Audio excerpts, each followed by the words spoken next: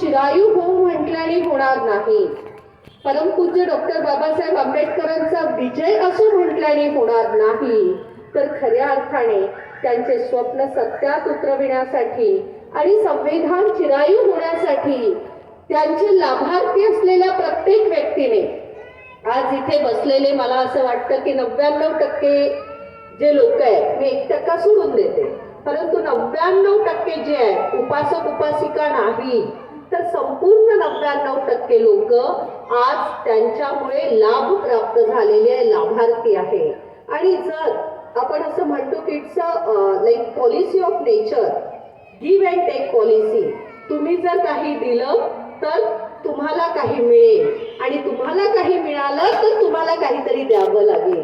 मग ते अगदी घरातल्या आई आणि मुलाच्या रिलेशन पासून, नवरा बायकोच्या रिलेशन पासून ते गुरु आणि शिष्याच्या रिलेशन पर्यंत आपण प्रत्येक नातं जरी घेतलं तर it's depend on completely give and take policy. आणि म्हणून जर परमपूज्य डॉक्टर बाबासाहेब आंबेडकरांनी आम्हाला माणूस म्हणून जगण्याची संधी दिली आहे, कारण मला तरी असं वाटतं कदाचित आम्हाला कळत नसेल, परंतु कुठे होता मान आम्हा, कुठे होता सन्मान आम्हा, मिळतच होता पदोपदी अपमान आम्हा.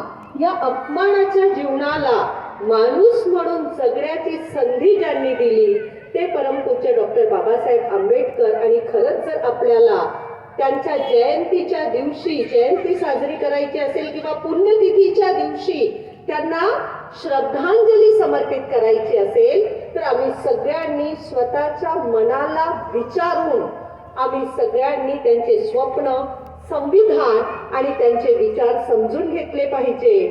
आणि प्रतिमा पूजन मध्ये स्वतःला बंदिस्त न करता त्यांना सत्यात उतरविण्यासाठी प्रत्येकाने प्रामाणिक प्रयत्न केले पाहिजे. एवढीच माझी विनंती आजच्या दिवशी तुम्हा सगळ्यांना आहे. आणि हे जर प्रत्येकाने केलं तर मला असं वाटतं तीच खरी श्रद्धांजली आहे असं मी समजते. त्यांनी तर आमचं बाप होण्याचं पूर्ण कर्तव्य पार पाडलंय, परंतु आम्ही जर त्यांचे लेकरं असू तर त्यांच्या विचाराचा वारसा शेवटच्या टोकापर्यंत आम्हाला पोहोचवावा लागेल. आज आम्ही सकाळी, म्हणजे आज नाही, जवळपास 10 वर्षापासून आम्ही प्रत्येक विहारामध्ये जातो. त्या विहारामध्ये जाऊन वंदना घेतो आणि फक्त वंदना घेत नाही तर त्यासोबत आम्ही ते विचार शेवटच्या टोकापर्यंत कसे पोहोचतील तो प्रयत्न करतो.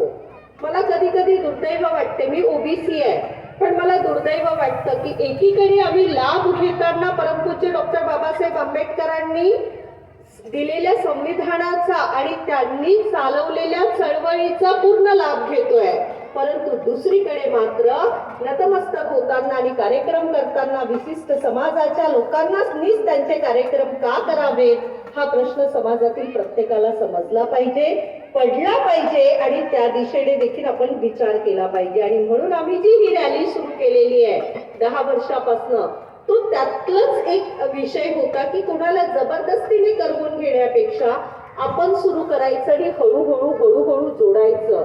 आज जवळपास सकाळी 8 वाजेपासून ते रात्री 8 वाजेपर्यंत आमच्या रॅलीमध्ये 200-250 महिला पुरुष सगळेजण आपला सगळा व्याप बाजूला सोडून प्रत्येक गावात आणि गावात आले. परंतु एवढ्याने होणार नाही. आज इथे सगळे एज्युकेटेड लोक आहेत आणि माझा आरोप सगळ्या एज्युकेटेड लोकांवर आहे, कारण जे अडाणी आहेत, ज्यांना समजत नाही, ज्यांच्या समोर ब्रेड बटरचा प्रश्न आहे, त्यांना पहिले पोटाची खळगी भरता भरताच होते आहे. पण जर तसे प्रश्न आमच्या सगळ्यांसमोर नाहीये तर मग आम्ही खरंच आमच्या दिशेने किंवा आमच्याकडून बाबासाहेब आंबेडकरांच्या स्वप्नांना साकार होण्यासाठी थोडा तरी प्रयत्न करतोय का हे प्रत्येकाने विचारावे. आम्ही बुद्ध वंदना घेतोय, काहीच हरकत नाही, परंतु श्रद्धा आणि अंधश्रद्धा याच्यामध्ये फरक असला पाहिजे.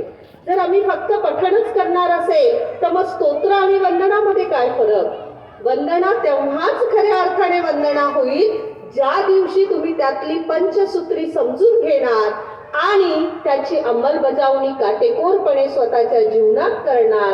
त्याच दिवशी खऱ्या अर्थाने आम्ही आंबेडकरी विचारांचे पुरस्कर्ते, आम्ही खऱ्या अर्थाने बुद्धिस्ट एक धर्म घेतला म्हणजे तो बुद्धिस्ट होणार नाही, तर त्याच्या विचारात धम्म असला पाहिजे. आणि हे सगळं आपण सगळ्यांनी मिळून करावं एवढी विनंती आजच्या प्रसंगी करते. परमपूज्य डॉक्टर बाबासाहेब आंबेडकर यांना पुन्हा एकदा शरण जाते, त्यांच्या विचारांना शरण जाते आणि त्यांना श्रद्धांजली समर्पित करते आणि इथेच थांबते. धन्यवाद.